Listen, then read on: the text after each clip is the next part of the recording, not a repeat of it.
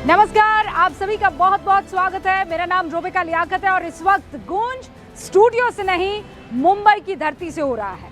वजह आप भी जानते हैं, न्यूज़ 18 इंडिया को एक्सक्लूसिव इंटरव्यू दिया है महाराष्ट्र के मुख्यमंत्री देवेंद्र फडणवीस ने। बहुत सारी बातें की हैं, लेकिन जमकर हमला बोला है ममता बनर्जी पर। यानी महाराष्ट्र से बंगाल तक राजनीति पीक पर है और राजनीति के अगर सेंटर में कोई है तो वो है ईडी। और ईडी की छापेमारी जो कि कल आईपैक के दफ्तर और आईपैक के मालिक के घर पर, आवास पर हुई थी।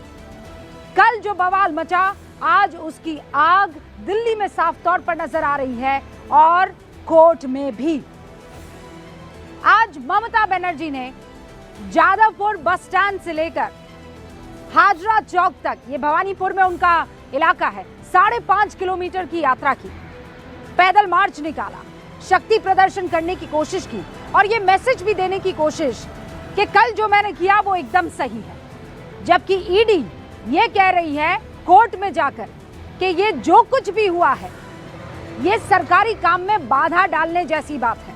जैसी नहीं, इनफैक्ट बाधा डाली गई है। 3 एफआईआर दर्ज होती है। पहली एफआईआर ममता बनर्जी करती है और कहती है सामान चुराया गया है। दूसरी एफआईआर कोलकाता की पुलिस करती है जिसमें सरकारी काम में बाधा डालने के जो सारे के सारे धाराएं हैं वो रिकॉर्ड की जाती है। और तीसरी आईपैक के मालिक ये एफआईआर दर्ज करवाते हैं जिसमें कहते हैं हमारा सामान चोरी किया गया, हमारी इंफॉर्मेशन चोरी की गई है। इधर भारतीय जनता पार्टी ममता बनर्जी पर आरोप लगा रही है कि ममता बनर्जी जरूर कुछ छिपाने की कोशिश कर रहे हैं। खुद महाराष्ट्र के मुख्यमंत्री देवेंद्र फडणवीस कहते हैं कि दाल में जरूर कुछ काला है। हम सोच भी नहीं सकते कि ऐसा कोई असंवैधानिक काम भारत की सरजमी पर इस तरीके से संवैधानिक कुर्सी पर बैठा कोई शख्स कर सकता है। अब ये बवाल इतना बढ़ गया कि आज जब कोर्ट में सुनवाई हो रही थी, जज साहब जैसे ही पहुंचे तो ममता बनर्जी के तमाम समर्थक कोर्ट रूम में पहुंच गए। ऐसी भीड़ जमा हुई कि जज साहब को निकलना पड़ा कोर्ट रूम से बाहर। 14 जनवरी मुकर्रर की गई, लेकिन ईडी के सूत्र बता रहे हैं कि वो कोशिश करेंगे कि जल्द से जल्द इसकी सुनवाई हो। मामला राजनीति का, रणनीति का और भ्रष्टाचार का साफ तौर पर मिलता जुलता, अटकता लटकता समझ आ रहा है। शुरू करते हैं गूंज, लेकिन पहले देखिए आज दिल्ली में गृह मंत्री के दफ्तर के बाहर और वहां बंगाल में सड़कों पर क्या हुआ।